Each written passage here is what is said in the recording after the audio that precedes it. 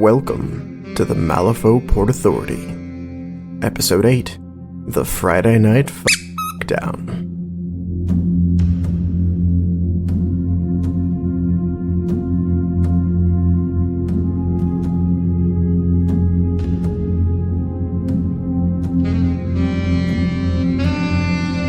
I don't think we have, an official opening to this thing that we do, so welcome back to the Malifaux Port Authority. Yay! Yay! With us today, we have Jessie of Boring Conversation. Hey, y'all. My cat says hi, too. She's probably going to meow the whole episode, so just be prepared. Yes. Her name is Lucy. She's very sweet. Amazing. And, of course, Doug. He's always with us. Usually saying that you didn't tell me he was going to be here. No one expects me to be on a podcast. He usually claims that he's just going to be the tech guy, but he ends up participating anyway. But tonight he's a planned participant. What are you talking about? I'm the tech guy. Mm-hmm. It is going to be a one-on-one conversation with you and Jesse, and I'll chime in only with tech-related stuff. They'll just yell at us to bring down our gain a little bit. That's how it periodically. See, usually I'm supposed to have my gain really high because I'm the quietest speaker out of all of us. But when I'm in charge... But anyway, our usual co-hosts, Kimberly and Monica, can't be here today. And none of the other guys are available either. Curse them for having lives outside of the podcast. What do they think they're doing? So we're going to run today slightly different than we normally do Malifaux Port Authorities. This is going to be very faux down-esque. So Doug has pulled and asked for new topics revolving around relationships in Malifaux. What is that facial expression? I guess I contributed a good chunk to that list. At some point, we must have culled from the FNFD topic list because there wasn't nearly as many in there about relationships as I remember there being. That's possible. So, you're welcome. I see a couple Discord members being told fuck you, so this should be interesting.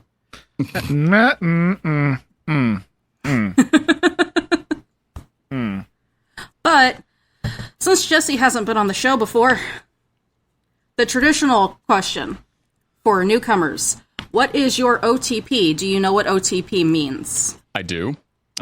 My wife is a lifelong Gundam fan and really likes the Sherlock show, so may or may not have had some history with writing fanfics, and the first time I found one of them around the house in a notebook, I was like, hey, what's this?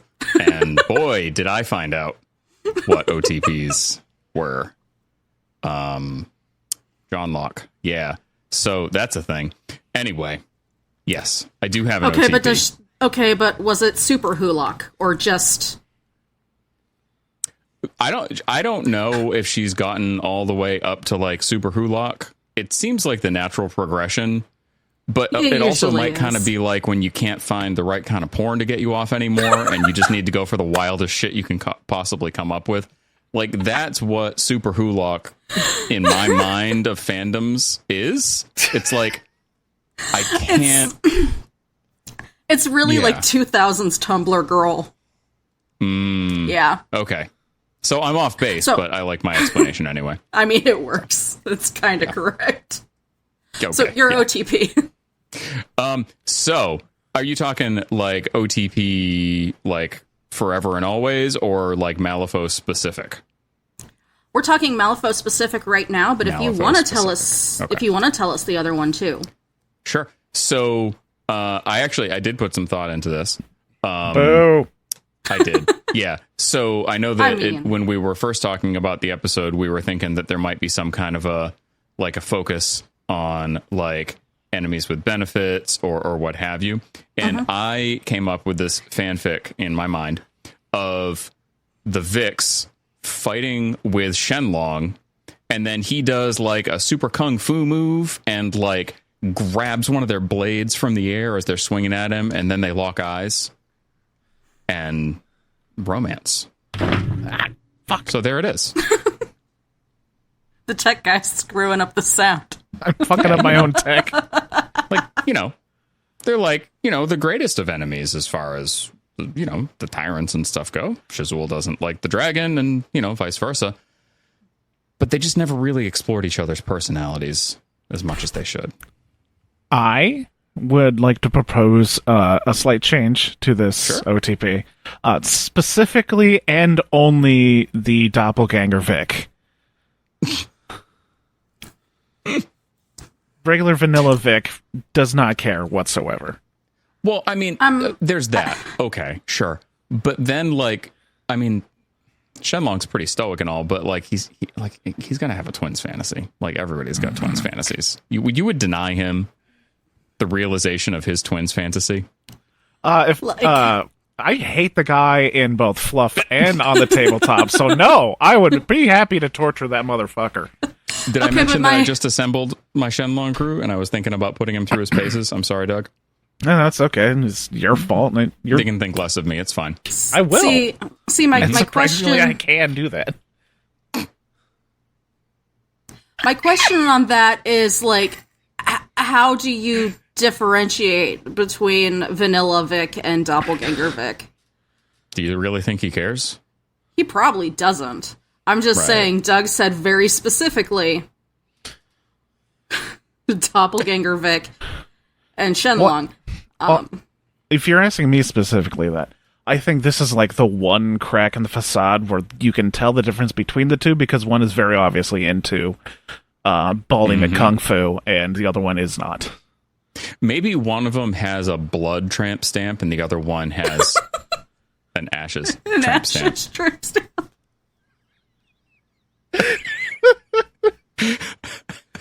And then they transfer to 3E and it doesn't fucking matter.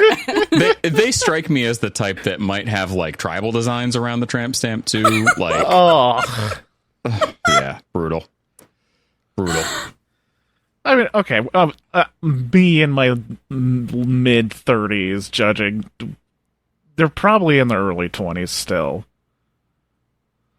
So I can't be too, judgmental. People are allowed to make mistakes. I guess the question, I don't really know. Here's a lore question for you, lore people that you are. How long has actually passed since, 1E to now, in terms of real-life years? 12 years. 12 years, okay. Last time I saw a recorded year, it was 1909. I know the breach opened up in 1897. Okay. So they were probably, I would think, early 20s when they came over in 1E, right? So I guess that would put them in their, early to mid-30s, most likely. Okay. That's tramp stamp territory right there. Kids these days, they're not going to get a fucking tramp stamp with tribal designs. But 12 years ago. These days being 1910. Yeah. Yeah. Anyway. Kids these days. Kids these days. The youths. The Utes. Two Utes. They are two Utes. They sure there are. were two Utes at one point. Anyway. So what was your overall all-time? Forever and ever. I'm going back to the OG ship days, fucking Mulder and Scully. That's the original ship, right? So, yeah, that's it. Wow. Going way back. Right, that mouse doesn't work. Boop, boop. Say hi to Jonathan. No, Weir? you know what? I think I know who the original OTP is. Ooh. Yeah. No, it's way before Mulder and Scully. It's Cloud and Tifa. Yeah, it's got to be Cloud and Tifa. Mm-hmm. See, I like dead my silence means that you must not agree with me. You're like, fucking Tifa, what's wrong with you? See, I like my ships toxic. So mine was Cloud Sephiroth. Yeah, see, at the time, I was very vanilla. I took what was That's fed fine. to me. Sephiroth does go without a shirt pretty often, so like I can see where that would happen. Yeah, sure. My silence was not judgment. My silence was thinking. When you said original, I was thinking like within the human race original, which No, in my nerddom. which No. is definitely in your nerdom. And the other one is like I grew up not without a modern console until the mid aughties, so I never got to experience a lot of that video game stuff like Final Fantasy VII. So like I don't have any sort of opinion on it. Yeah. I'm Yeah, it's funny. I don't think I actually played Final Fantasy VII until it came out on PC because I didn't have a PlayStation. I just never did. Yeah. I didn't have a PlayStation. I just had friends who had PlayStations. Yeah.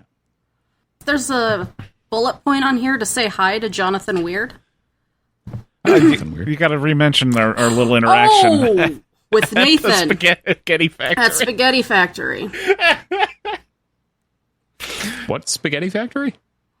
So, at Gen Con, if you help with Teardown as a volunteer, you get to go to the after dinner at Spaghetti Factory with the Weird employees.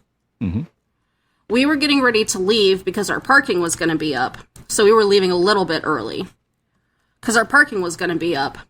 And as we were leaving, Nathan said to us that he was looking forward to something good on the podcast. Wow.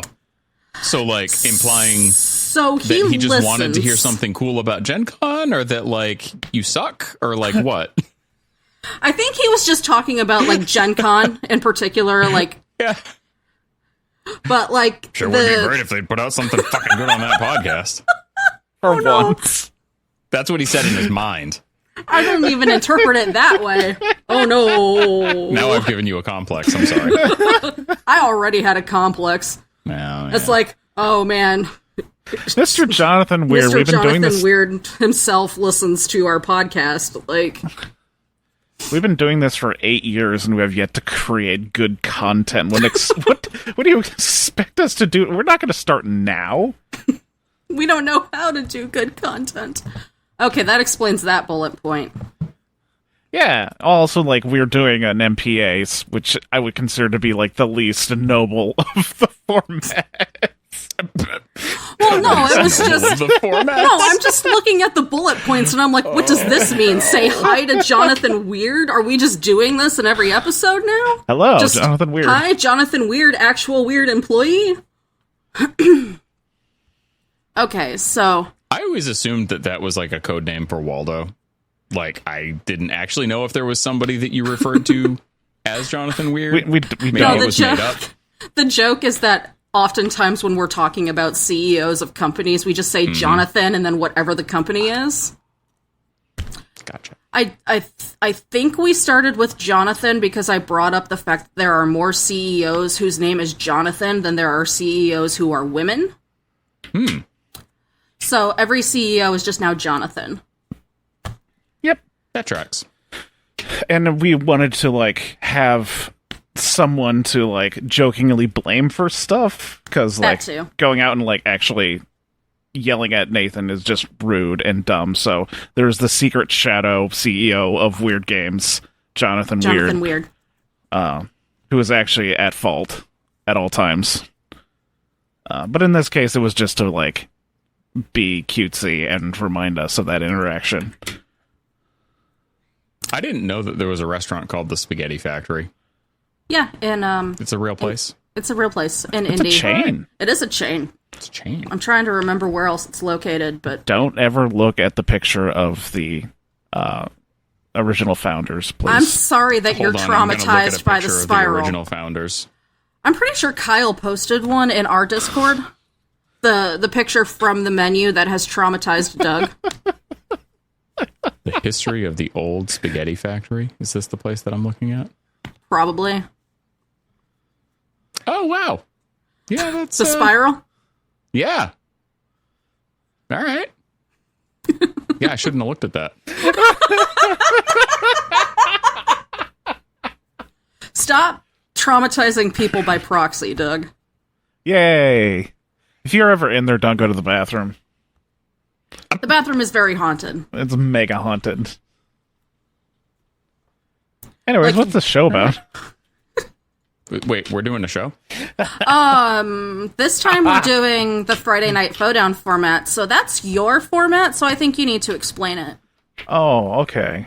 So welcome to Friday Night Down. Friday Night Fuck Down. I'm gonna bleep that F word. For fun. Yeah. We've never had a problem with cussing on this show before, but Sometimes censorship is funny, okay? sometimes censorship is funny. If you can really have fun with a soundboard and find like a real wacky like duck quacking noise or something ridiculous Ooh, like that. slide whistle. Slide whistle. Always a fan of the slide whistle. Ask Nate for the slide whistle noise. I'm sure I can find it. I'm just saying, you can ask Nate for the slide whistle noise after the Right. the one episode I where I'm didn't actually listen to that. Oh, you did. the built different episode. Yeah, if I'm participating in an episode, I don't really like feel the need to revisit it, even though I most of the do. time We're forget hilarious. my jokes. I forget everything I ever say on an episode, and then I go back and I'm like, oh, I'm kind of funny. Right. Which Okay. is- Anyway, The Friday Night Down format, we have a bunch of short form questions. In this case, it's going to be themed around the Malifaux Port Authority flavor, I guess. We've got 3 folks here. We'll go through each person individually picking out a question to answer, and then everyone else at the table has to answer as well. And then we move on to the next person, rinse and repeat for like an hour or whatever. yeah. Scrounged it up, got some questions from the Discord, made Do I some start up a myself. timer? I'll get it. I'm You'll the get it? tech Okay. guy. Let me do my job. He's the tech guy. All right, tech guy. The tech guy. Sounded like Mum Ra. We don't have to do the patrons this 'cause time around. it's Hooray. Technically a Malifaux Port Authority and Technically. not a Friday Night Down. We can't guarantee like a nice long dissertation from Monica or Kimberly, so we kept Exactly. we decided to shy away from the long form because I cannot chat that long. I'm not smart. I can only bullshit for so long. See, the thing is that I have answers for lovers to enemies and enemies with benefits. It's just that it's not going to go for an hour. Yeah, and I can come up with stuff, but Yeah. anyways, we guess we can let our guest go first. Sure. That's okay with Ooh. you, Victoria. I'm okay with that. All right. You get to go first, huh? Yeah. Yeah. And I really hope we don't come up with something where I have to give you my favorite master, because that's not going to work very well at all. All Meow. right. Yeah, there's the cat. Meow. I think, Jesus Christ, some of these questions are Yeah, our Discord is Just fucking disturbed. degenerates. yeah. Yeah. All right. I think I really, really would like to know what your thoughts on number 5 are. Which master would Lucius date and why?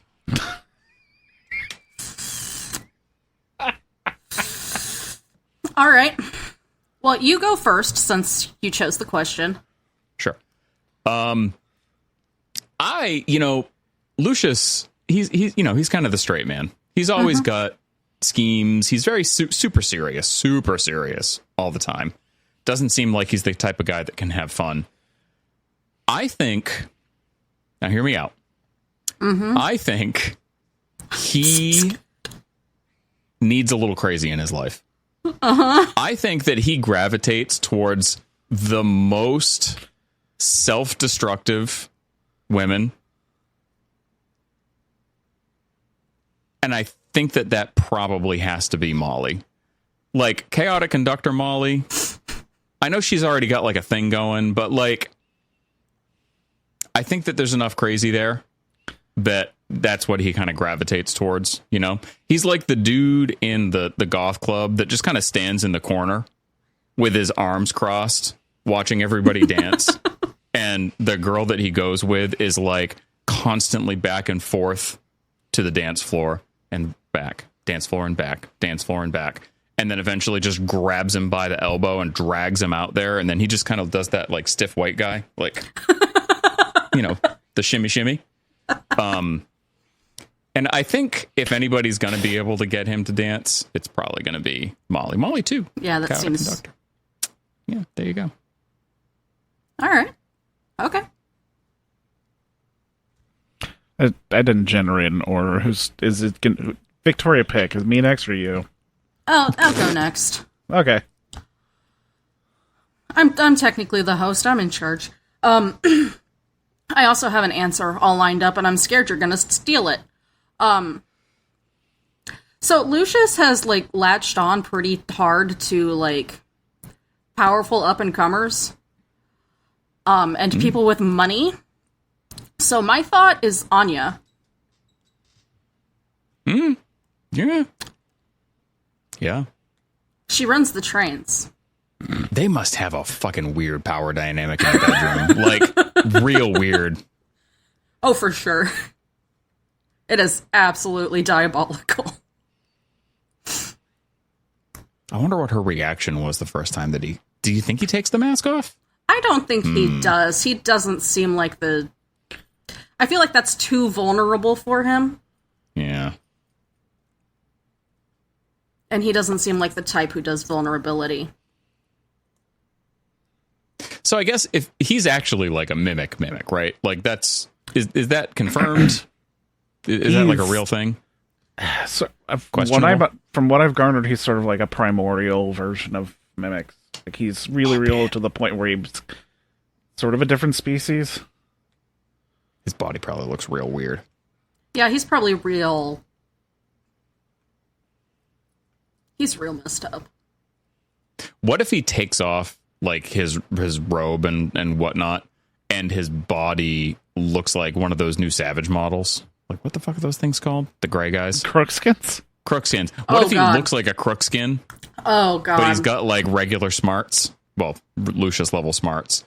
And he just keeps the mask on all the time. He's all fucking janky. He's got an elbow going back the wrong way. Like, what does Anya do when she's confronted with that monstrosity?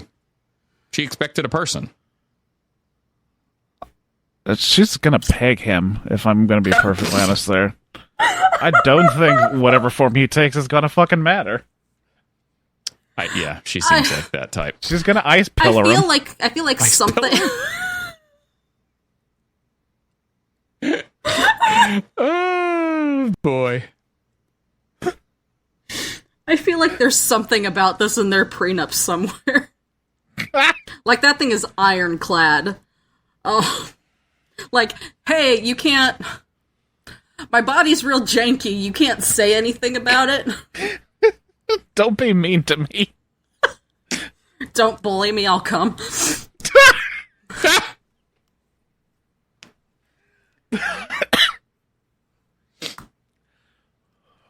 Maybe he sought her out because he needed somebody with that type of personality, because that's actually the only way that he can get off. That's entirely possible. That's entirely possible.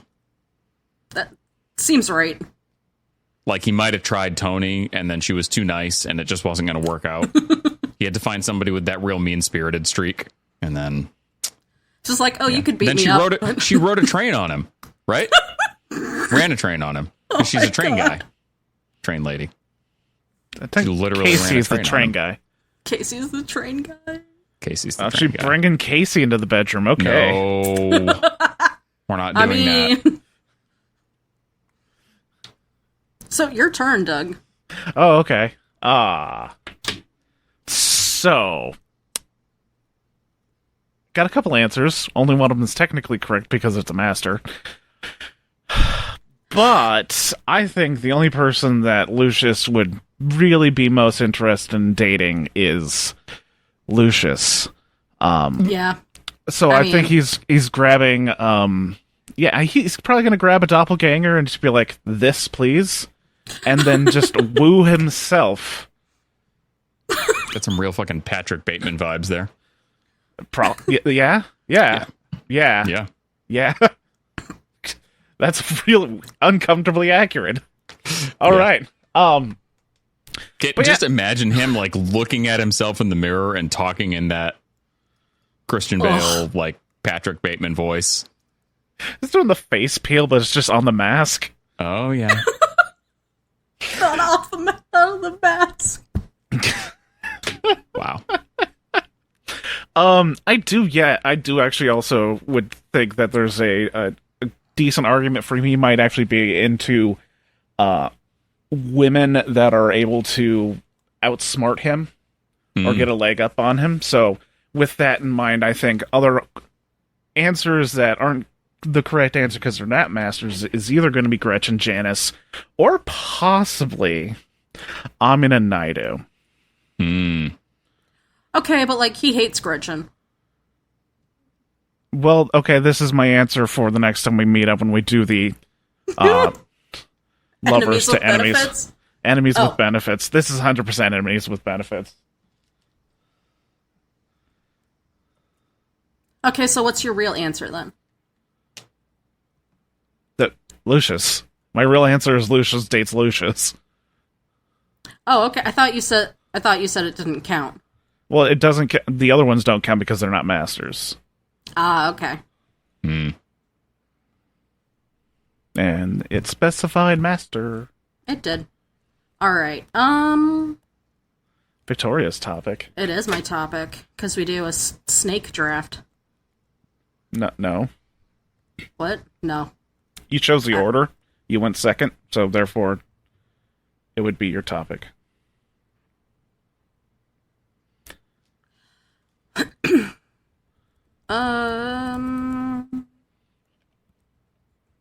can also just make up your own. Let's go. I could technically just make up my own, but let's go with what is the cutest Malifaux pairing and how can you corrupt it into some unholy degeneracy?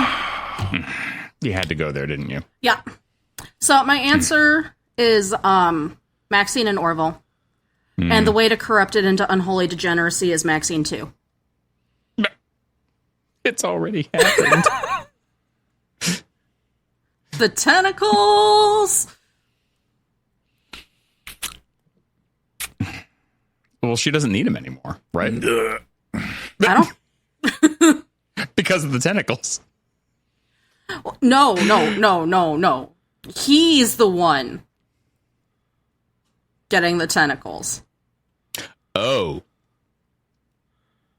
He's getting tentacled. Tentacled. He might be into that. You don't know. He could be. That's or fine. he might just be pinned against the ceiling in abject terror. I mean, He loves his he's a wife. little guy. He's probably fragile. He loves his tentacle wife. Well, I mean, yeah. Can you imagine him just like gingerly knocking on the door to her cabin? Like, honey, I have your tea. And then the door just slowly creaks open. He sees just black, roiling darkness. And then she's, doing unmentionable things. Tentacles reach out, grab onto him. He gets off like a single, oh my, and then he gets yoinked into the room and the door slams. Hopefully he doesn't spill the tea. And Kia's just standing there shaking her head. Kay is very disappointed in everyone. Yes. She seems like she'd be that type, yeah. Okay. Doug's turn. Oh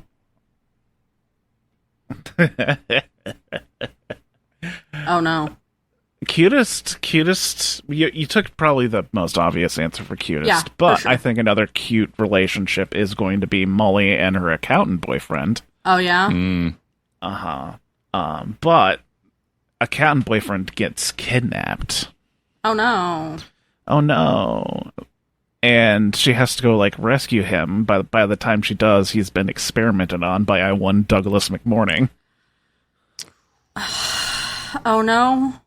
Yeah, and but in his mind, in Douglas's mind, this was a gift to Molly, attaching whatever parts you want to in this horrifying fantasy God. of yours. Also, probably tentacles. I actually, yes. There's always tentacles involved. There's always tentacles. I'm trying to set it up so Jesse now has to include tentacles in his answer. You don't have to include tentacles in your answer if you don't want to. It's just an easy shortcut to degeneracy. The Clampets have seen some things, but they don't actually have any lore, so I don't think I can use them. I mean, you could if you wanted.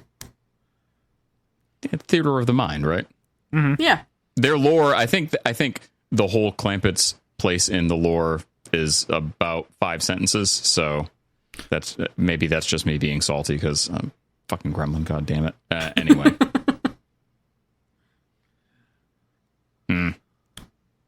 Well, I'm not going to go with tentacles. I'm going to go with something that may be too soon. Uh-oh. And for all of you lovers out there, Doug's looking. He's like, he's not going to fucking do it, is he? He's not going to do it. He's not going to fucking do it, is he? Avel and Domingo. No! Yeah. So that is actually the most wholesome and beautiful relationship in all of Malifaux. They love each other in ways that I don't know that I can fully comprehend, and somehow manage to incorporate explosives into their bedroom festivities. So what actually happens is Avel gets a little overexcited with arranging their bedroom festivities and blows himself up by mistake. No! So we do bring McMorning back into the story. No! But McMorning picks up the pieces and essentially turns Avel into the leftovers. Oh. So it's, I mean, you know, when Domingo is quote unquote gifted with this, he's devastated, obviously. But then he just sees like a mound of flesh with like a lot of mouths that there used to be only one, but now there's a few. So he's like, you know, I'm already here. I may as well give it a shot. I'm already here. So, boo. Avel the leftovers. Aw. R.I.P. guys. I was expecting this to go. Avel trades in his love for denim to a love for latex, but that's a choice. It's a choice. Were the extra mouths? I think yours I don't want to know, better, to be honest. But yeah. Have you ever had somebody walk up to you at an event and just look at you a little different than the last time they did when they saw you, like a year prior? I don't think so. I think this is your guys' fault. Yeah. Probably, yeah. Yeah. Uh-huh. Yeah. Yeah. Ooh, okay. Anyway. So it's Doug's turn.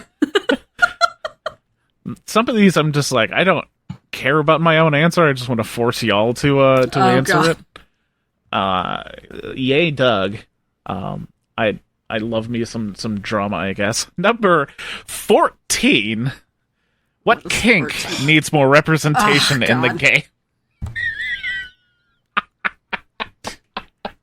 I have a very easy solution for this. And this is just going to be like an accessories pack, back what they did in Malifaux First Edition. But in this case, it's just going to be victims that you can attach to bases to have your big, strong, muscly mommies stepping on as a part of like base decorations.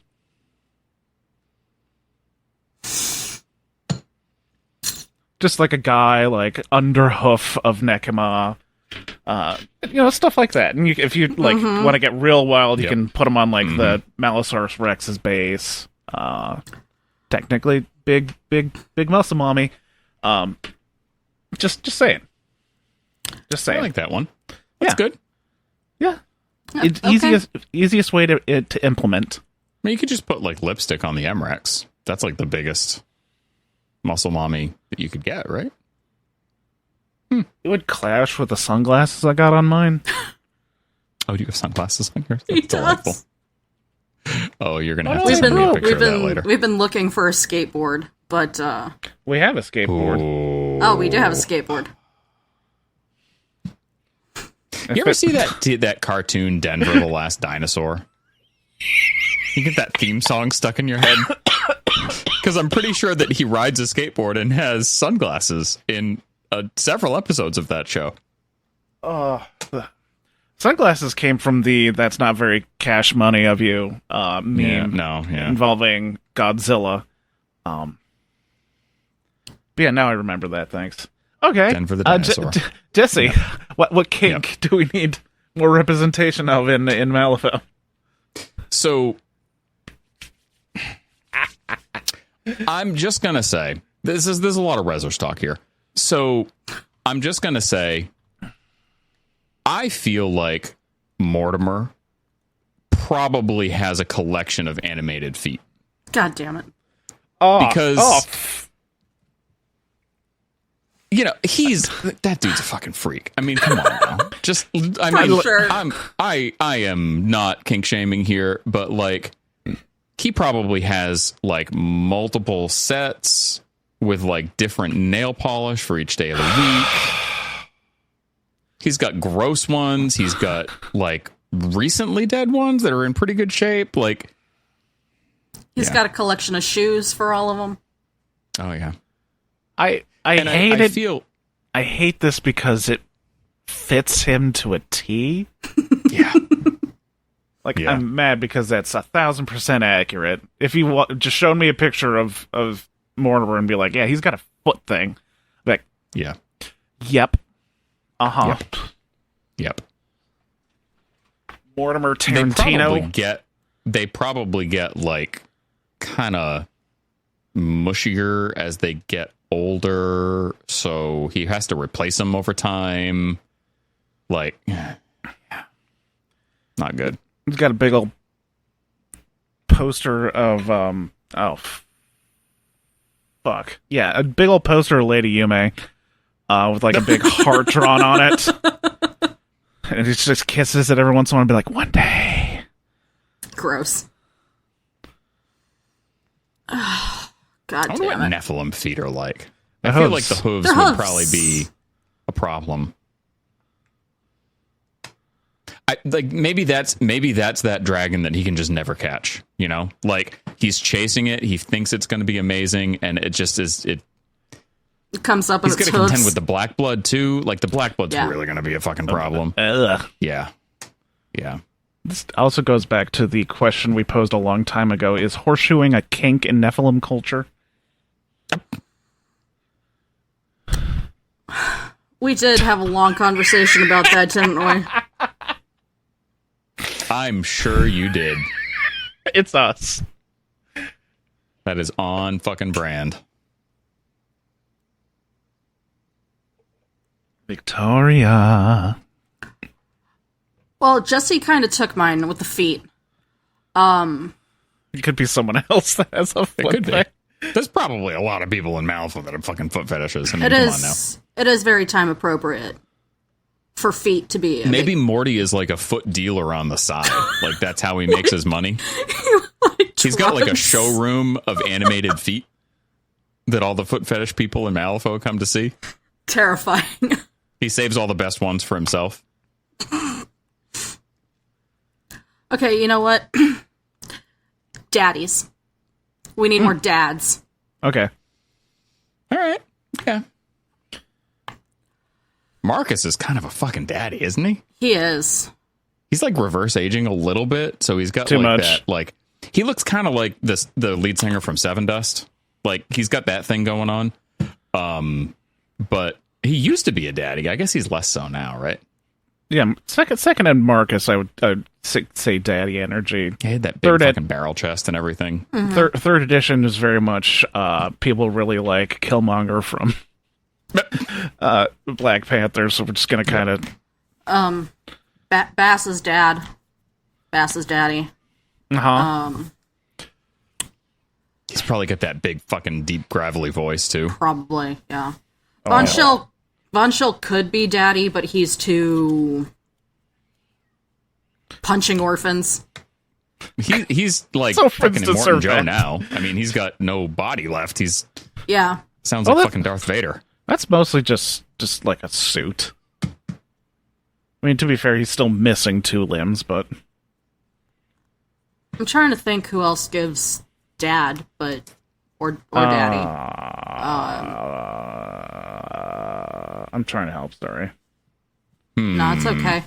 Yeah, there were. There aren't really that many characters that give off that Big Daddy vibe. Can we take an existing character and then give them daddy? Make energy? them daddy?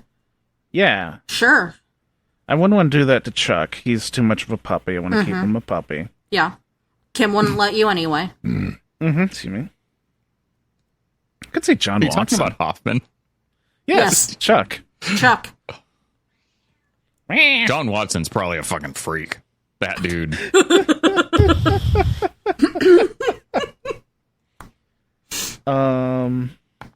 Ooh, I could see you getting a big energy from I'm just losing my fucking brain here. Frank Ortega. Francois? No, not Francois. Jesus Christ, not Francois. Francisco. Yes. Francois definitely does not have Big Daddy energy. Absolutely not. Maybe in attitude, but not in reality. I don't want any of the gremlins to have Big Daddy energy. No. Okay, but what if we take, like, Castor 2, and instead of making him Italian, have him, like, choking someone on his... Euripides 2, Big Daddy energy. There we go. Holy shit. The biggest of Big Daddies. Are you okay, Victoria? Size 3. Actually, I think Chunky Castor's 4. Is he? Yep. How big is he bigger than Yuri? That's 12 feet. Castor- That's 12 feet. Yeah. No, Chunky Castor does. He has too much. He's too crazy. Like, you couldn't trust him in bed. I don't He need might to not trust leave there him. alive. Well, I don't need to live. Chompy. No. Dad bod Chompy. No. Not with the tummy mouth, no. Oh, come on. You call yourself a monster fucker. Yep. Okay, Vor isn't my thing. Okay. What about, like, Damien 2? He seems like he's got some authority there. And that's like that level of authority and self-assuredness. That's like Big Daddy energy. Yeah, but he drives a Cybertruck. Does he? Hold on. I feel like this is an inside joke that I missed. Yep. You can't cite memes from our Discord. No, he gives off huge I drive a Cybertruck energy. Yeah, he kind of like does. he's built different. He's built different, me. I mean, okay, yeah, kind of. My problem with Damien, though, is that he's an asshole. Although I know. Oh, go ahead. Sorry. Although, if it's just sex, I guess his personality doesn't matter that much. Mm-hmm. No, I figured out who has the biggest Big Daddy energy, and it's not a master. Oh. I mean, for real, like real answer, it's I don't think you could get better than Kang. Like that dude. He's big. He's burly. He is a foreman, so he bosses people around all day. Yeah? He looks like he'd give good hugs. Yeah, he could throw me around. He could definitely do that. Yeah. Yeah. I'd say Sensei Yu, but he smiles like a fucking asshole all the time. So I think Sensei used like, more of the less passionate dad energy, like you could see him grilling very easily. Yeah. He wears socks and sandals. He probably has like the apron on to grill, but no shirt. Like he's one of those assholes. Yeah. So it is back to Jesse, unless you had something to add. We can continue discussing daddies. That's fine. We can turn this into the daddy sode. I would not mind the daddies. Because we just gave examples instead of like what I wanted is to come up with like characters so we can get like all daddier versions of. Well, I'm going to stick with Kang because I think that'd be great. Even how would you even daddier up Kang? How? Put a comfy sweater on him. A beard. A beard would Okay. work. Yeah. Yep. Maybe a turtleneck. Because, yeah, a big burly dude with a beard and a turtleneck. Like, that's... Yeah. Especially if it's like... Oh, yeah, no, tell me more. Especially if it's like one of those like Norse pattern type of deals on the sweater. Oh, yeah. Yeah. Like a tartan fabric. Yeah. She's like, yeah, okay. Maybe we should move on.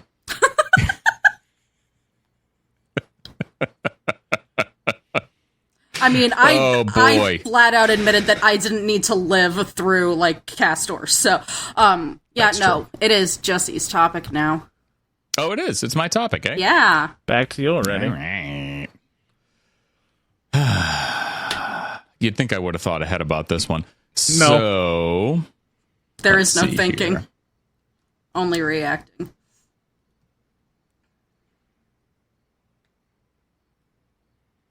That's a fucking weird one. I don't understand question 8. Question 8. Oh, yeah. I think it's just Wookiee Gunner trying to pick on Doug. Yep. Oh, okay. It's exactly what That it tracks. is.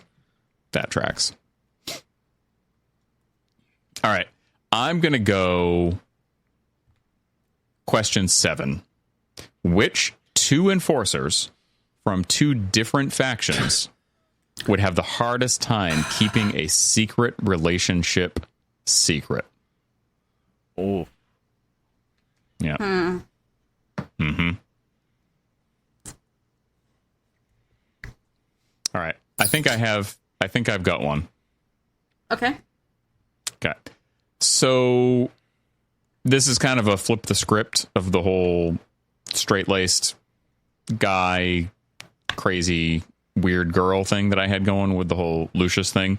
Yeah. And I'm going to say there are very, very few people out there that would be able to hold it together while trying to have a relationship with the Neverborn's own Leech King. Doug's laughing already. Vic is cautiously optimistic. So I feel like if there were somebody that cleaned up real good and they met the Leech King and sparks flew, they felt romance in the air, and then they had to go back home and try and wash that stank off every time they met. So I've got half the answer. I've got the Leech King. I've got to figure out the other half of the answer because this is a half-baked idea that I came up with in 30 seconds. Yep. So Doug's like, yep, this tracks. Yep. Okay. I'm going to say...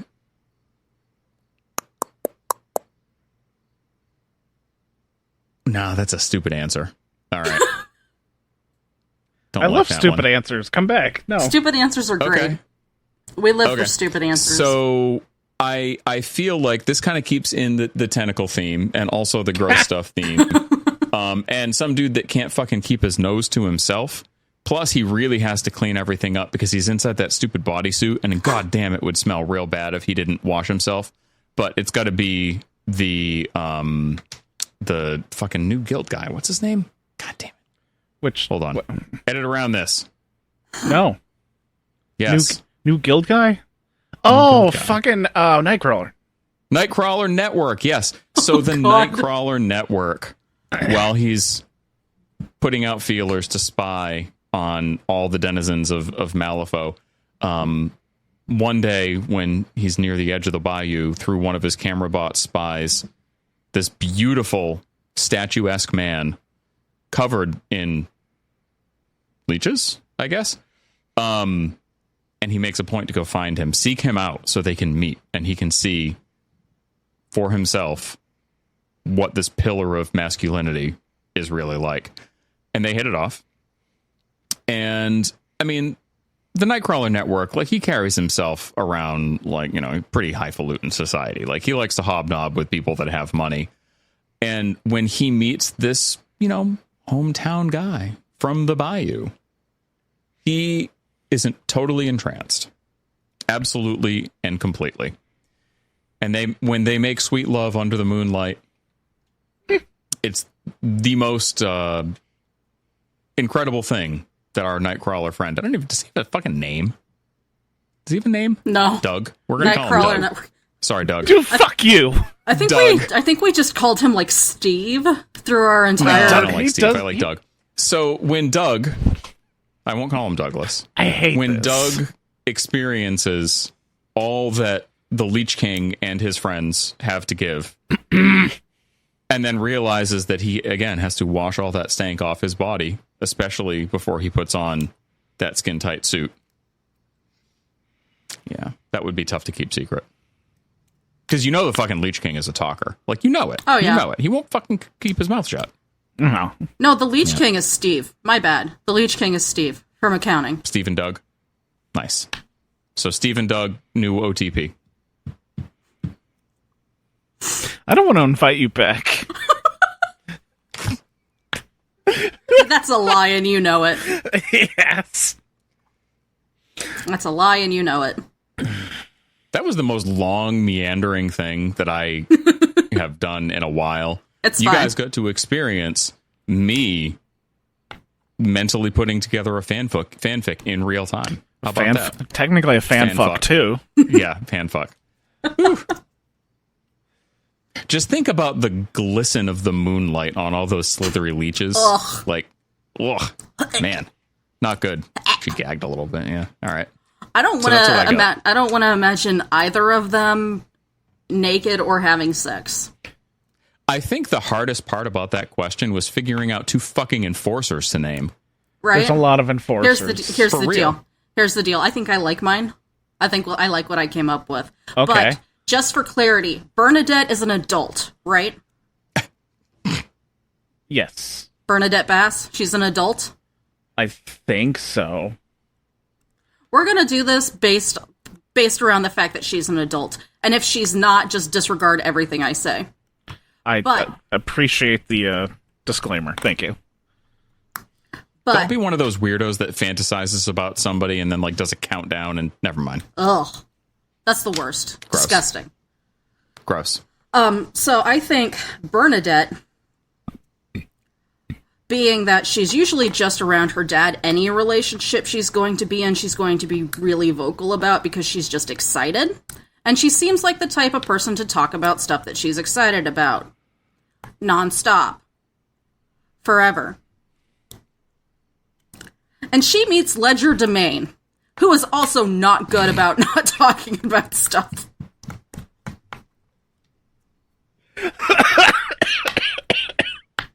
Can you imagine Ledger? And you know Bass would walking- not approve. No. Exactly. So can you imagine Ledger, who's clearly much older than Bernadette, like much older, there's no question about this, Yes. walks into the house and literally sees Bass in the living room cleaning his gun, because that's a Fuck. thing that he does. In that deep gravelly voice, just pounds What are on your and says, intentions with my daughter? "What are your intentions with my daughter?" Ledger just teleports. I didn't mean to say pounds. That was an accident. It really was an accident. Freudian slip. Yeah. Not the disappointed, yeah. Damn it. Okay. Yeah, Doug's turn. Me. All right. So I took this as let me pull up the question real quick so I can. I lost it. Uh-oh. There it is. Oh, you know who else I bet she could be in a relationship and neither of them would shut up about? Nino. Oh, they're in the same faction though. They are not. Oh, well, yeah, she's dual keyword, isn't she? Yeah, Is she dual keyword or is it just her dad? she's the totem, so yes, she's dual keyword. Bleh. I mean dual faction.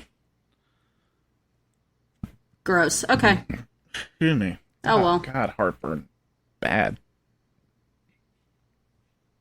You're Okay. yeah. Hardest time keeping a secret relationship secret. I took this as I went with the most straightforward way of like, why is this not a secret? And that's because they are just fucking so loud. Oh God. It doesn't matter how secret they try to keep it because everyone within like a 2 blocks radius is knowing something's going on. And I think this is going to be Santana Ortega. Uh-huh. And host Ducat. Jesus. 2 people that know that they are really fucking hot. Just destroying a mattress together. Santana is probably so goddamn loud. So loud. I think all of his sculpts ever have been yelling. And that's his personality. Ugh. Man. Well, I mean, technically we don't have lore around Santana. Santana's the Miss version of Santiago. But has even more bravado in the sculpt somehow. Santiago in my brain, which probably is even funnier. Probably very similar personalities, but it's that one. Yeah, I get it now. I was just the whole time you were talking, I was thinking Santiago and host Ducat, which I can get behind that. And yes, it would be very loud. Extremely loud. Everyone is traumatized. Very, very simple answer there for me. Had one too many drinks Santiago and got / Santana would like shoot their gun in the air in the middle of the. Yes. That's how they signal that they're, It's a climax to the night. Get out. Not we know not tech really. guy. Don't make him leave. I tell people to get off this podcast all the time, and no one ever listens to me. It's her thing. We recognize it as an endearment. Me. Okay. Victoria's topic now? Is it my topic now? Okay. Yeah. So I feel like the answer to this one is very obvious, but we'll go with it anyway. Who does Zip have a body pillow of? And does he share the pillow with Parker? His body pillow is Parker. Like his body pillow is of Parker. And even when they're sleeping in the same bed, he still has the body pillow. But he does not share it. Me, my boyfriend, and my boyfriend's body pillow of his boyfriend, which is me. Yes. Do you think when Parker saw the body pillow for the first time that he was more flattered, or... I think it was absolutely an ego boost for Parker. Yeah. He seems like the type of guy... He seems like the type of guy to have made the body pillow for him. Oh, okay. I feel like in my head, the first time Parker saw the body pillow, he was fucking drunk off his ass. And he's just like, oh, that's neat. And then he wakes up in the middle of the night, sober, just... face to face with himself on the body pillow. Man. What is that? He would be Why so is that? So confused. Okay, I like your answer more. That's great. Okay, you want to know my answer to this question? Yeah. Who does Zip have on a body pillow? Is it Zip? Okay, this is almost the exact same joke, but also technically not like a sexual one. And that is, I feel like Zip found this body pillow on the Infamous, and that is Winston Finnegan. I feel like Winston Finnegan made a body pillow of himself, left it on the Infamous. Zip found it, didn't know what those were for, it just looked neat. And now he sleeps with it. And now Parker's really fucking confused. Have I ever told you guys that I have actually seen a body pillow with a Malifaux character on it in person, in real life? Yes. It's true. Explain, please. You don't Show want it to me us. It's not a person that you would like. Please tell me. I have to know. I'm gonna die if I don't Not know. a person I would like. The I feel like person- this is Sonia. That's the my guess. person that the actual real life person that has this body pillow also brings it to every event that they go no. Oh no! Oh no. to. And I think it's mostly for shock value. And it's Seamus.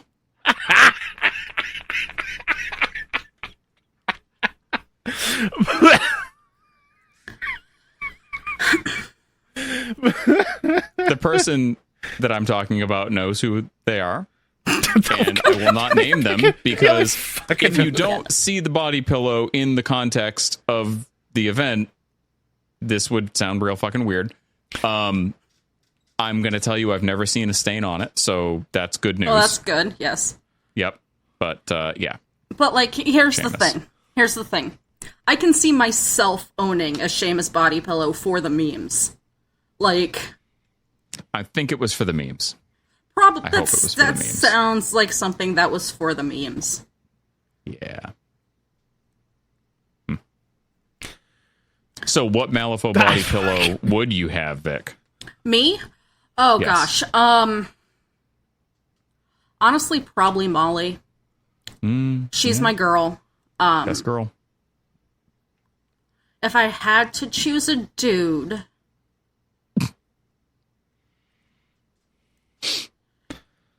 it would probably be Host. All right. That'd be a tough one though, because like the cape is really like part of the thing, and you couldn't really fit the. I mean, you could get a cape for the body pillow. I guess that'd be pretty cool. I have a suggestion, and that is the cape like wraps around the body pillow to like the naughty side, and that's covering up his bits. And then you can unwrap it and Smart. make it See like the bits, or I'm gonna be. Here we go. You never see Host Ducat in the art from the back. Mm-hmm. Maybe he actually has assless pants, and he just moves the cape to the side when needed.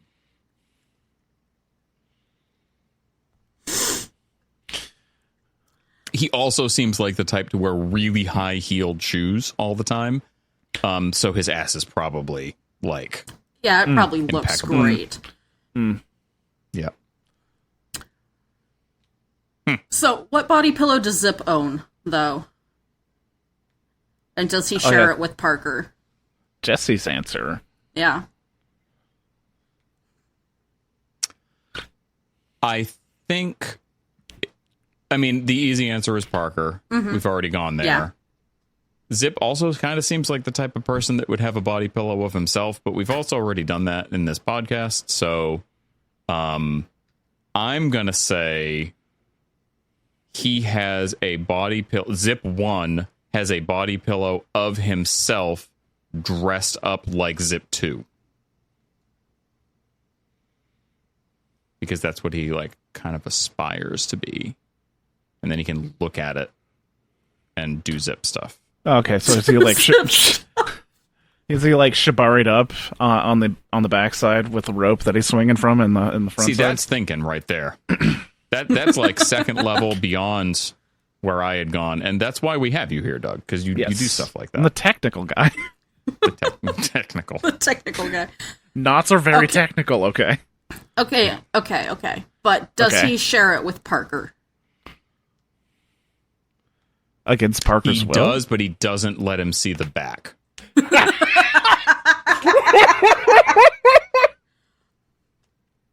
Parker plans a heist to flip the body pillow over.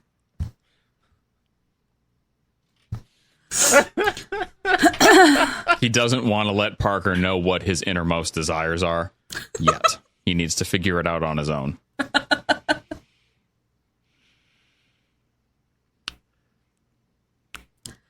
So I But I think also we're feel like Zip's writing a fanfic of him and Parker, and he's trying his Oh, damnedest yeah. to get Parker to read it, and Parker refuses. Oh, yeah, that's exactly what's happening. He's even tried recording an audiobook version, and he leaves a record for Parker to listen to. It's kind of like when you give somebody like a mixtape. Yeah. Or you say, hey, listen to my podcast and tell me what you think. I don't actually care what your feedback is. Please tell me you like it.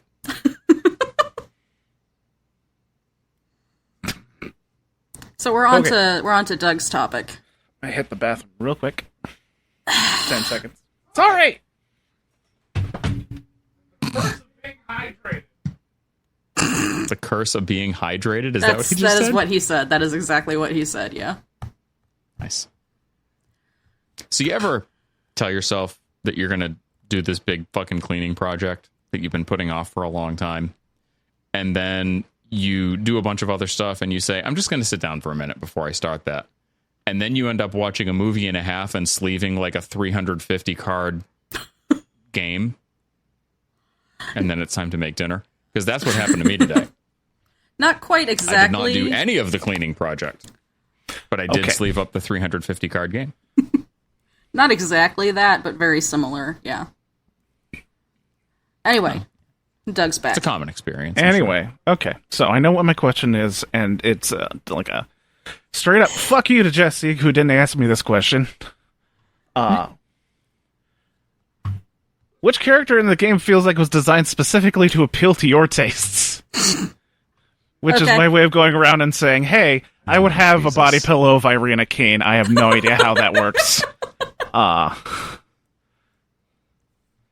But yeah, she's got me feeling certain ways. No, this is not cheating on Ironsides. Ironsides is too good for me. I mean, they're both Arcanists. She's versatile. I mean, you might be able to hire both. Sorry, I don't have giant spider legs. And I still love you. It's like Doug really liked the Borg Queen misstep, but it was a little too fucking Borgy. Then somebody fixed it by giving it a wig. I think Doug's specific complaint about misstep was that she was too small. Just too small, and she lacked a lot of the murderous detail that Howard does. The early Miss models kind of had that issue. Also, the contact points to the base on that model suck. Mm-hmm. Literally, the whole inside of the base, there's nothing there, and she's got these little spiky toes that fit on the very outside edges of the base. Little stabby toes. No, stabby toes. Anyway, this model appeals to me because 1, dangerous lady, hooray, yeah, everyone likes that. 2, she is forgotten, which is from Through the Breach and my favorite pursuit in Through the Breach, which I think is really cool. It's just super duper flavorful. And according to her fluff, she's a bit of a wallflower, which I find absolutely adorable. Yeah. I can see her being a wallflower. Apparently that's even before the whole, people literally cannot remember my existence. Oh, is that a thing in the lore? Yeah, that's what the Forgotten Pursuit is. You are magically cursed to where people have a hard time remembering you even exist. Which makes for, great, spy work, but, keeping relationships is really, really hard. Not great. It's hilarious to roleplay, though. Yeah, Irina. Okay. All right. Yours, Jesse. I mean, it's probably a lot of options, or no. Well, there are, but I mean, in terms of the one that was tailor made for me, it's got to be Lynn too. I mean, come on, she's a nerd, ripped basically straight out of an anime. She has glasses. She's smart. She can make creatures of legend do her bidding, and I get to meet them. Fucking meet Raijin. That's dope, as long as I don't get shocked. Suzaku's probably gorgeous, and I'm sure she's a freak in bed, because that's what happens when you're smart. Yeah. Anyway, that's a great answer. I thought so too. That is. Yeah.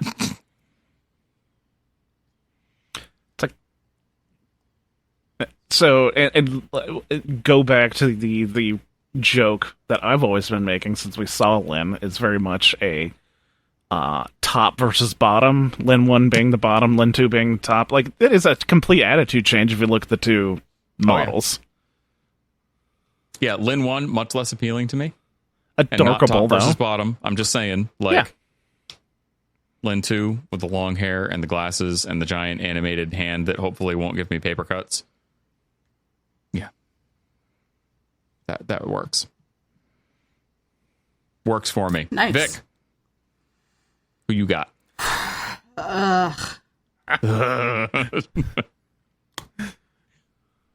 So many options. The problem here is my taste in men is very narrow. My taste in women, yes. Yep.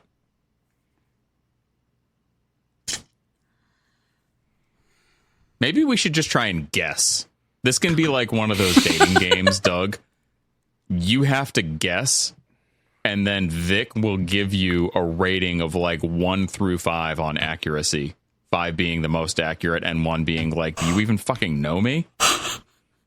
Now that you say that, no, I don't want to play this game. Okay. Boy. Dora 2. Let's go. If we're playing actually playing this game. Pandora. Specifically Dora 2. Jesus. Oh, do you she's look crazy. She has red hair and she has tentacles. Holy fuck. and that dress? Ugh. Sorry, what was the Jesus, Victoria? I think Vic just died. Her head went down in frame. I think she actually passed out. Did you Google her or? No, I Jesus? I remember what she looks like. Well, that's a good indication of Doug's God accuracy. damn. God damn, indeed. I mean, you're not wrong. I'm not.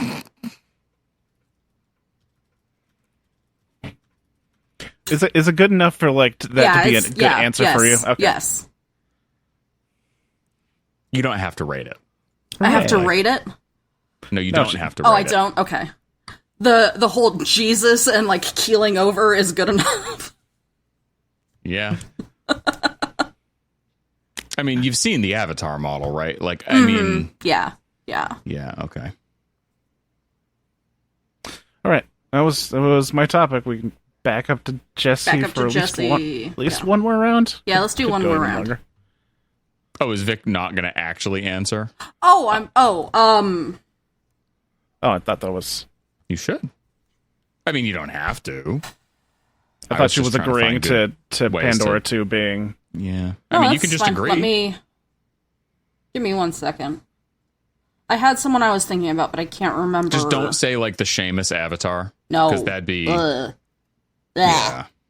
No, Blah. definitely not. And definitely don't say the fucking McMorring Avatar. What? I'm not... I'm not going to choose any Resort Master, actually.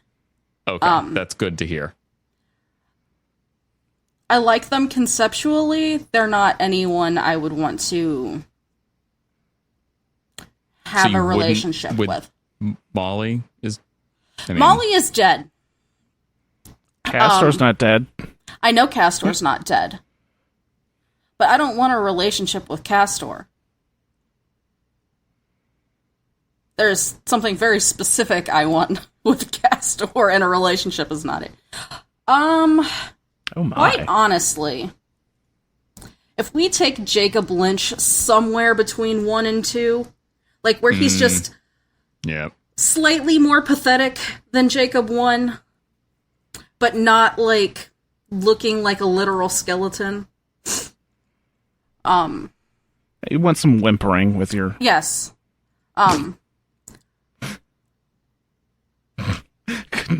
Perpetually sweaty Jacob Lynch. I want pathetic and whimpering. Oh, Jesus.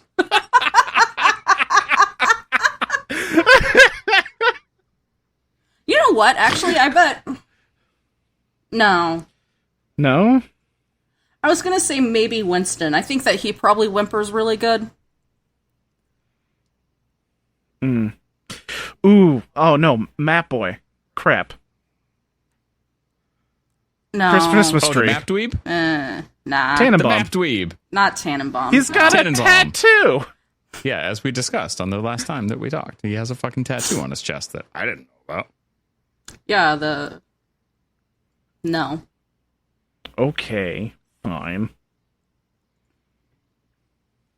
Oh, fuck. I guess Vic gets a topic now? Yeah? No, it's your topic. Oh, it's my topic. Yeah, it's your topic. What was the oh fuck? Is it? Rowan. That's a good one. But yeah, no, I think I still have one of those in my fucking prize treasure chest, too. That's a great model. she's hot. But Shoot, yeah, yeah. it's Jesse's turn. All right. I am. What the fuck? In question 13, what is the Just Bands? I don't know what that is. That's the husbands, but with a J in front because Jean. Okay. It was I remember. I can hear it in my head now. the 'cause Just Bands. Yeah. Yeah. Yeah. Okay. Need to stop putting in jokes in our questions. I absolutely will The not. in-joke. I just needed to be reminded because I've heard that. I do listen to the show. Just saying. All right. I would love to hear your thoughts on a Through the Breach module centered around someone's relationship, which would be question number 18. So propose one to me. Well, you go first. I'll go first. Yep. Yeah, you gotta go Yes. first. You got to go first. So I don't know if this relationship is one of a carnal nature or not. I know that it's been hinted at. Maybe they're besties, or maybe they're besties with benefits. I don't know. I would really like to see a Through the Breach module with Lin Lee and Misaki exploring their feelings for each other. And maybe the player characters are just flies on the wall in either the Red Library or Misaki's fortress place, whatever it's called. I feel like Misaki would have a really hard time being open and honest with her emotions in her own home because there'd be too many people listening. So I think that the PCs would probably have to be like librarians in the Red Library that overhear some conversations and then maybe go a hunting for stories about Cupid to bring to life. That could be Maybe cute. maybe their ship. Oh no, the PC's ship is Lin and Misaki, and their Writing fanfic. goal is to make that a reality. Yes. I love it. I love it. Writing fanfic in the Red Library to get our OTP together. I mean, if you can write a fanfic and literally make it a reality, Right? come the fuck on. I mean, come on. Yeah. You should not allow me to have that power. I would not trust myself at all. If you, like, imagine all of the fucking people on, like, AO3, No, I don't. which I also Stopping know you right about there. because of my wife, so that's a thing that I didn't know sure. existed. Yeah. I seriously didn't know. Because of your wife. Imagine Yep. literally any of the people that post on AO3 being in the Red Library. Oh, God. Oh, man. I think we might actually just have to start a new reality at that point because this one would be broken. Yep. The thing is that there's such a wide variety of writers on AO3 that it's like, it depends on which writer you get. Okay. Yeah, that's true. Don't let the My Little Pony ones in. Ugh. Saying. Just because we have a nightmare box doesn't mean we need that. That is a nightmare box we did not ask for, Jonathan Weird. I did. And why did you make some of them so chunky? Like, I like my horses thick.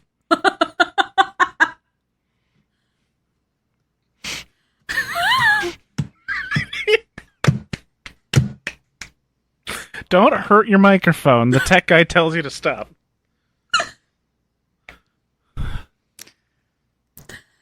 Victoria! So I think the most obvious one is Tara and Karina. And Tara comes to the Fated to help her track down Karina because she's just gallivanting off across time and space and causing chaos. And you need to help her find her wife. So, what if Okay. we had a crossover, because you just mentioned time and space, between everybody's favorite fanfic material, Doctor Who, and Karina and Tara? What would happen?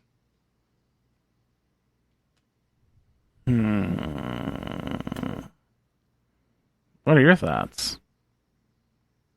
I mean, I don't know that the Doctor would realize that Tara's chest has a hole in it. I feel like he's very good at paying attention to macro things, and details like that may escape his notice. So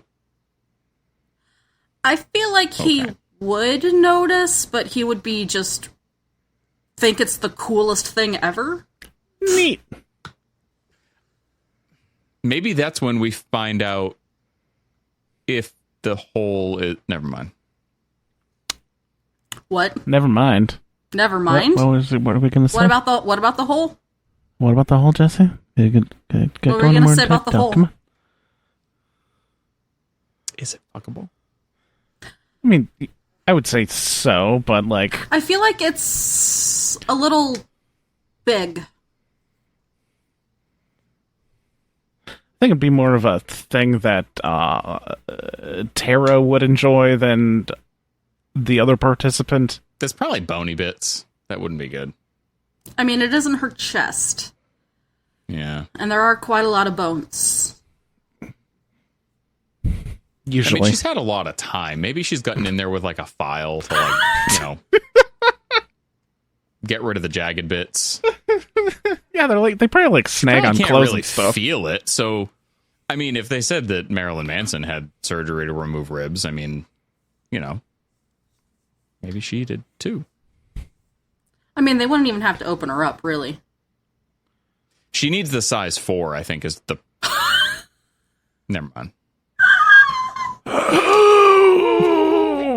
That's the sound she makes.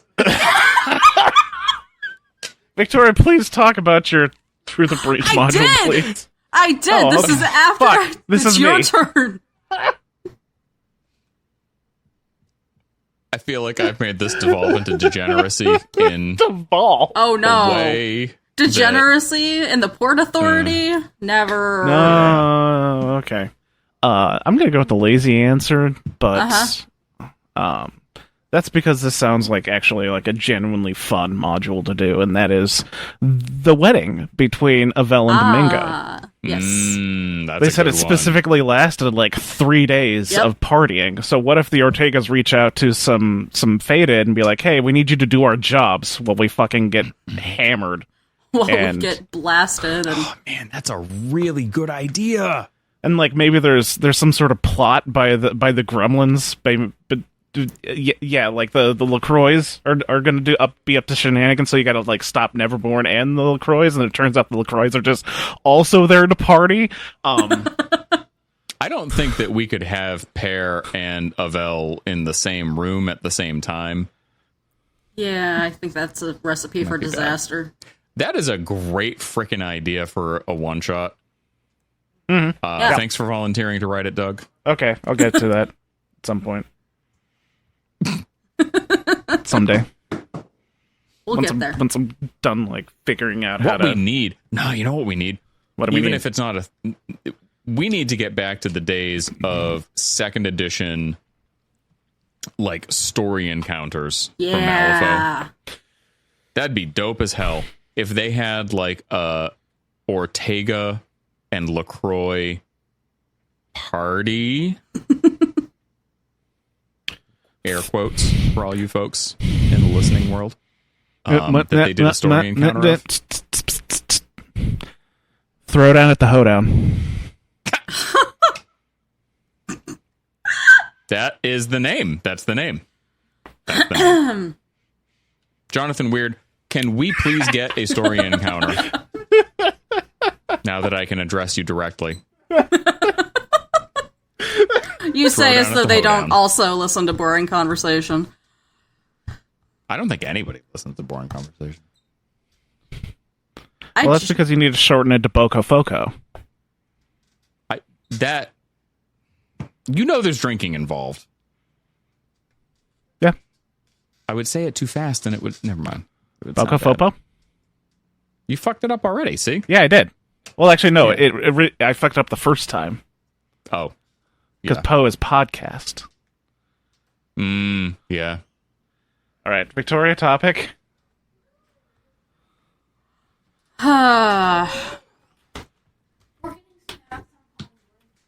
Okay, don't pick anything. Don't pick anything that makes a big mess. We could take a snack break. Or we could finish this up.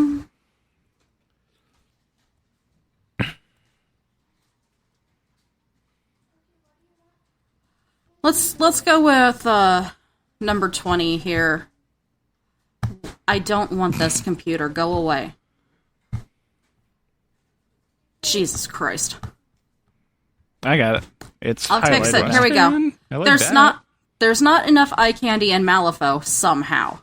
Propose the next Miss/He model to begin to rectify that issue.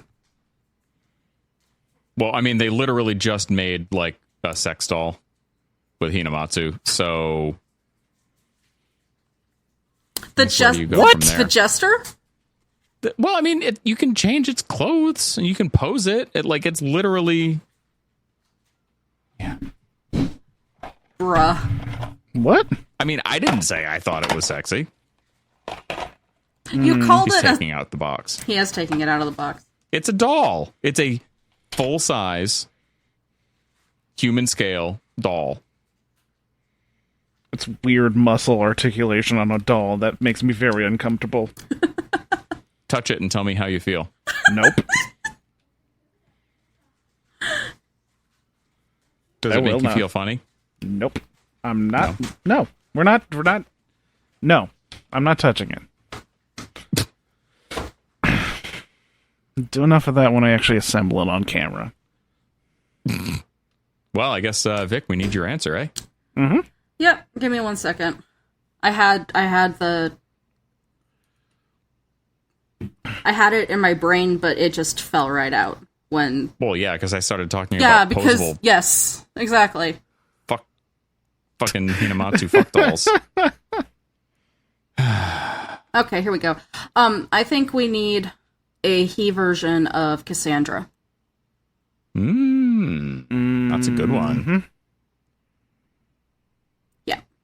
I want him skinny, still in a dress. Or not. A suit of some sort.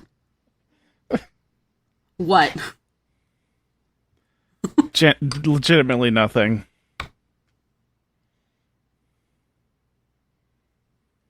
God, this is actually really hard to come up with. Well, I've got mine, so I'll do go mine. And go you ahead. Can think go about for yours. So, I think in terms of sexiest characters in Malifaux, I don't know if this character has had an appearance on the Port Authority. I'm sure they have. Actually, I know they have now that I think of it. I've listened to that episode. But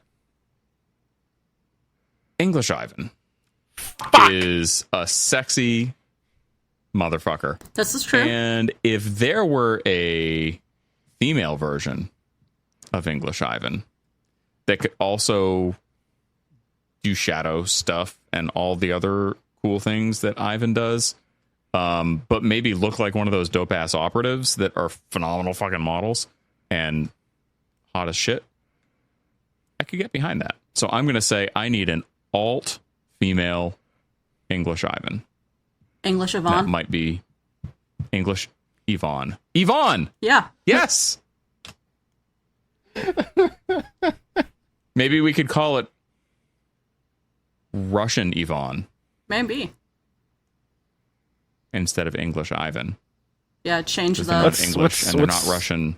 They're somewhere in between. What's like the generic name in UK speak that's like John in America? And It's still John. Probably John. it's something else. Right. Danny. So, Russian Danielle? Sure. Sure. Cool. All right. This is hard.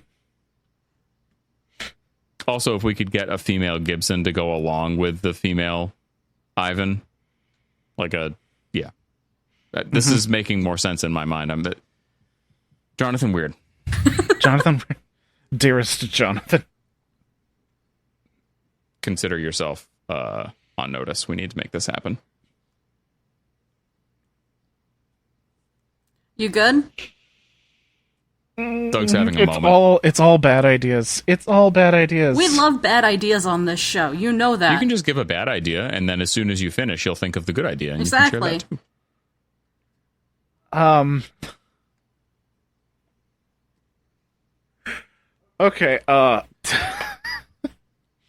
get an alt mismodel of Marco that is just a slime girl.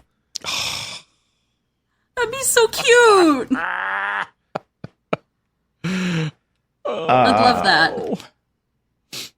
One that I would like to actually see would be a Miss specifically Lucius 2. I think that intrigued. I think that'd be really hot. Not sure how to make it cheesecakey outside of just like titty window, but I mean, sometimes you don't have to be complicated. Sometimes you can just throw a titty window on it and call it good. I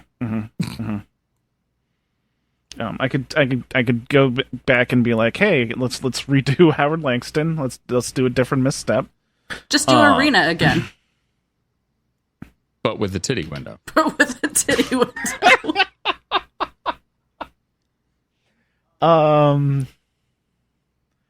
Okay. Here's like a lot of them. All right. That'd be better. Okay. Cool. Sorry. Literally going down the list of everything in the game and being like, oh yeah, no, an alt of that would be cool. Alt Bishop would be nice. Alt Joragumo, because the Joragumo are based make off it like of an actual. the actual Oni, which I think is all women's. It is. They're spider ladies. Spider ladies. How do you sexy up Casey Jones? Someone give me that answer. No. No? Okay. I'll just go back to, like, if you want to be the most just like baseline sexy version of this, then Slime Girl Marco is probably up there, but like appealing to Doug, I think you can make a really hot, spooky, scary mommy version of Lucius too. I guess you could also just maybe this is how Lilith gets back into the game. I just realized you could also make an argument to like Slime Girl up the alleyway echo. Yeah, okay. I could spend a lot of time just doing this, so I'm Don't think too hard on it. No. Me think hard. Okay. I think we're up to me. Yeah. It Do you is think that your like topic. a Guy Thierry would be kind of hot? Like maybe. Like Thierry's got that weird backwards alien knees thing going on, but and the only guy in the keyword really is like Parson, and he's he just hot. kind of looks. Yeah, he's kind of hot. I mean, he's got Parson he's is got very the daddy hot. imagery. yeah. Like I would just count Thierry as hot, but Oh well, I have certainly. certain tastes. You're into them Draenei. That's World of Warcraft? Yes. Okay.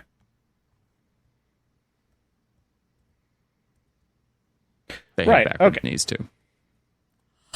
I guess these guys don't technically have backwards knees. They have a forwards knee and a really, really, really high ankle, Yeah, that's how most I guess. of those legs sort of work. Yeah. Right, my topic. Yep. Sorry. Do I do the like easy one, or do I do the one that's going to make you all uncomfortable? Definitely that one. Magic bullshit happens, and all of the gremlins are turned into humans. Who do you suddenly start developing feelings for? I mean, that, for me, as a lifelong Bayou player, is an easy answer. Yeah, go ahead, because I actually have to think about this. It's got to be Ophelia. I jumped on it to make y'all uncomfortable, and then I realized that... No, I'm not uncomfortable with this idea at all. I may have put some thought into this. It's got to be Ophelia. I mean, it's got to be. Okay. She was my first master. And, like, she'd probably be a pretty hot human. And, like, Trixie Belle is the obvious answer, but, like, it's a little too trashy for me. Like, it's just not really my jam, you know?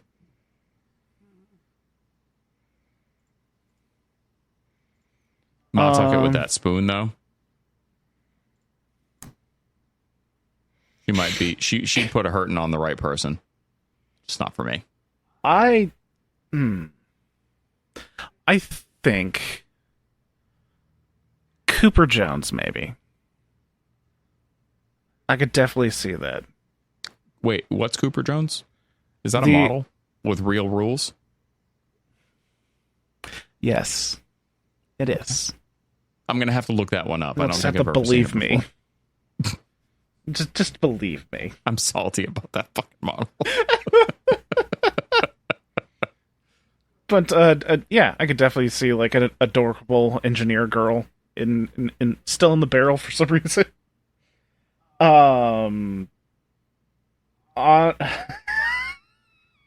This would require a bit more humanizing, because it's technically not a gremlin, but the spawn mother. I think you could. No. You better Just not say that it has 6 boobs. Don't Nah, do it. I'm just Don't saying do you could just do a little bit of tweaking. That's all. That's all I'm saying. Does Victoria have an answer? Well, I was kind of looking at Sparks, maybe. Oh, Oh, you like the grease monkey type. All right. All right. And then I was between... Do you think he cleans his fingernails? I think he does. He seems very meticulous.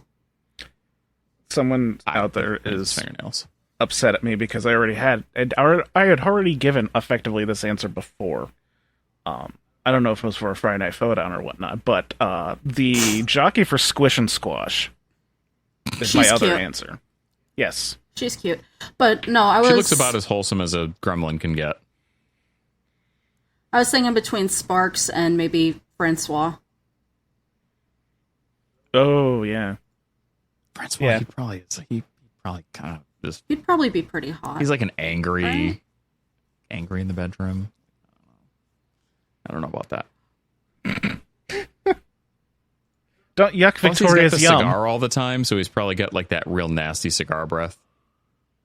You know, I mean, just make him brush his teeth before. that doesn't help. Why are I you speak from trying? experience. Why are you trying to convince me away from? I'm just being real here. Okay. This is friendly advice. I think Victoria might have a thing for Mancha Roja, No, because I'm just assuming that humanized Mancha Roja is just Jack Black. Like a 6.5 foot tall Jack Black. Yes. I just Problem?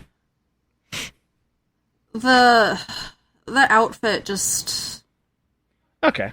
Fair. Fine. So we gotta find like a really, really good outfit. Nobody's going to say Lenny, right? I mean, No. like, let's not go there. No, we're not going to go there. We're not going there. Okay. How about Judd? He's pretty nicely well dressed. He's very stylish. He does. Does I think he bring doesn't the have- cannon? Doesn't he have a fedora though, or does No, he he's- have he's like got a a- bowler? You got bowler. Okay. Bowler's acceptable. Fedora's no bueno. Yeah, the cannon stays on. The cannon stays on. I might consider it then. The Hwacha. The Hwacha. Oh. Wait, no. We got Furiosa, whoever's driving Toast.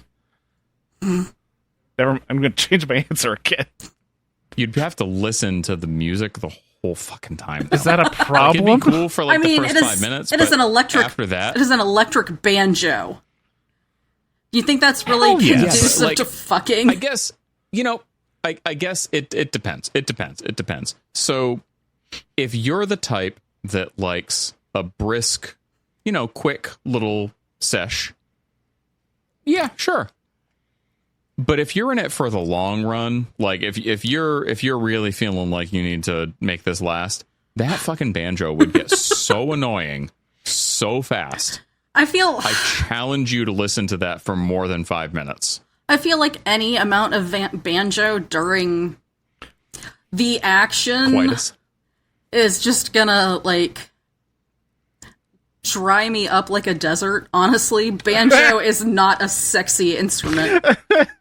There's probably like fire, like gouts of flame shooting above you, and you're just worried that it's gonna like Yeah, that's burn probably a the hair problem on as half your head well. off. Yeah, Not good. that seems like a I problem like how we as just well. didn't even ask whether the other person on the model comes along with it.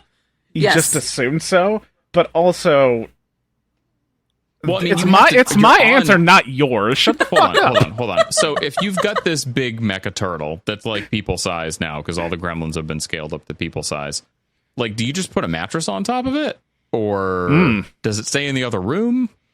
I have a fear Like, of snapping do you turtles, let it- so let's keep it in the garage. Okay, because like you could have it The snapping- drive. The snapping turtle comes off. And, yeah. I think the turtle's supposed to be dead though, right? So it probably Yeah. Yep. Yeah. What it's okay, Victoria, thoughts. A What? couple more thoughts before we end this one. Since you said that Sparks was on the table, what about Bo Fishbacher? No. No? Okay. probably smells terrible.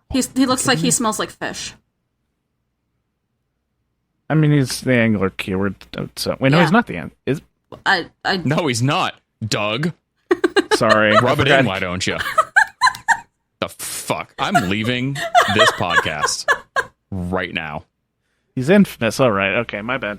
And fucking EVS, not fucking angler. Ugh. All right. I'm sorry. And all of his mechanics work awesome with angler, boo. and he's not angler. And his mechanics Look. suck ass Look. with infamous. Look, call weird cowards until they make him angler. Because that's That's how how it it works. works.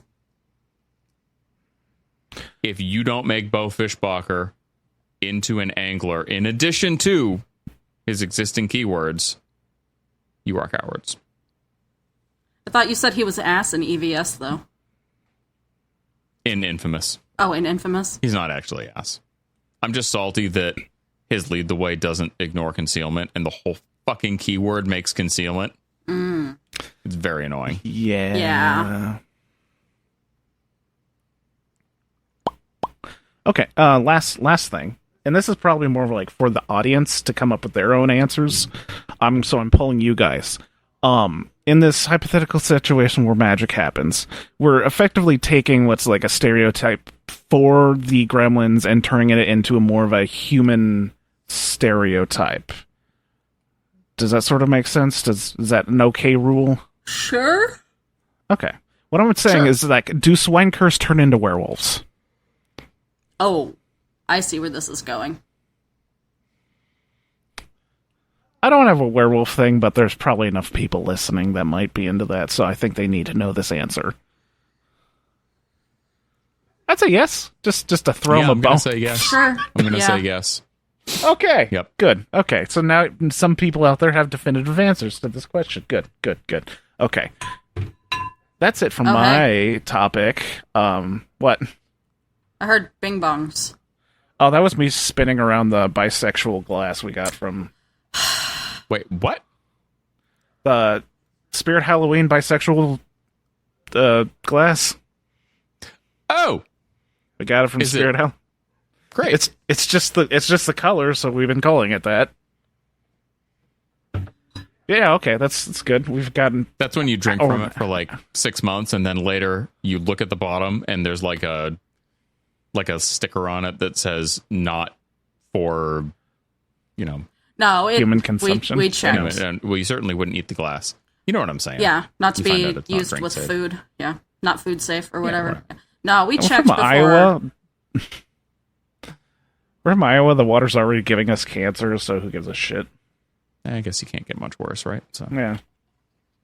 Okay, Victoria, it's still your show, so I think you need to close it off. Yep, so that does seem like a good place to end as far as topics go. Yeah. So thanks for being here with us tonight, Jesse. yeah, it was a pleasure. Thank you, Tech Guy Doug. I'm gonna go. Oh, go ahead. No, go ahead. I talked over you. No, go ahead. I was gonna say, yeah, absolutely. It was my pleasure to be here, and I think I need to go take a cold shower. Thanks for being here, Doug. Tech Guy Doug. I'm the tech guy. I was only here for technical reasons. We need to know if swine curs turn into werewolves, okay? That's a technical issue. Yes. It is a Yes. technical issue. For sure, for sure.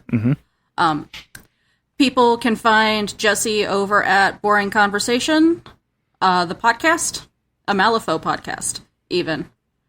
Is there anywhere else people can find you? That you want people to find you? No, it's kind of funny. I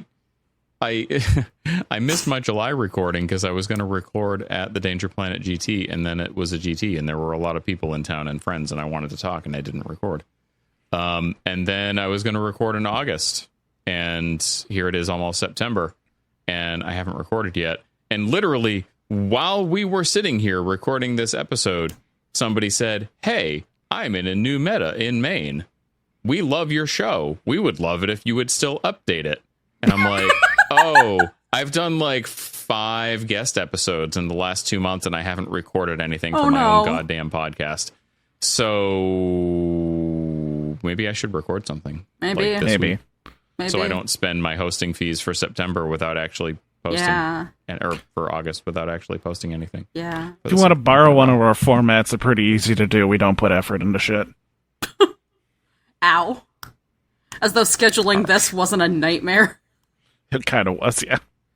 How many times we had people agree and then drop out, or like tell us the day before that they're not able to make it, or Some of that was due to medical issues. We can't really blame people for that. Well, if there is ever an opportunity to podcast with you guys, I'm all for it. awesome. We'll keep that. Just give me a time and a in date, mind. and I'll be here. Awesome. And we can talk about degenerate shit like this. Yeah. For an hour and a half. Or other things if we want to be less interesting. Or not.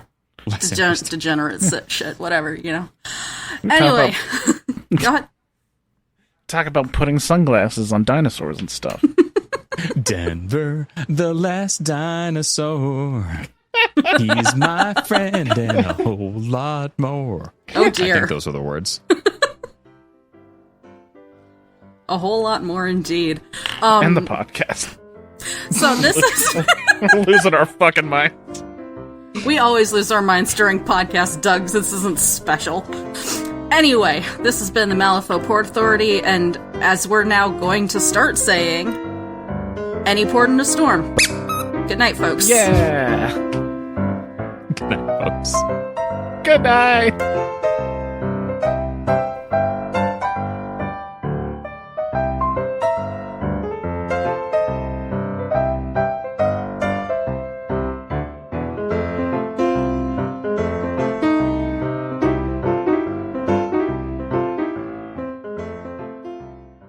songs used in this production are Mystery Sax and 5-Card Shuffle.